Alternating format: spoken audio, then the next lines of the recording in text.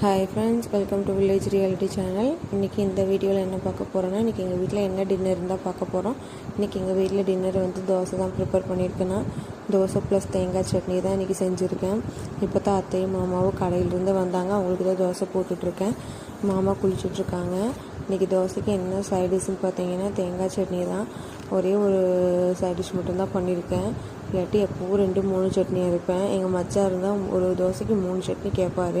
இன்றைக்கி அவர் இல்லை, லைனுக்கு கிளம்பிட்டாங்க. ஸோ அதனால் ஒரே சட்னி தான் ப்ரிப்பேர் பண்ணியிருந்தேன். அது மட்டும் இல்லை, கொஞ்சம் லெஃப்ட் ஓவர் ரைஸ் இருந்தது, ரசம் இருந்தது. ஸோ அதனால் ஒரே சட்னியே போதுன்னு சொல்லிட்டாங்க. அதனால் ஒரே சட்னி தான் ப்ரிப்பேர் பண்ணியிருந்தேன்.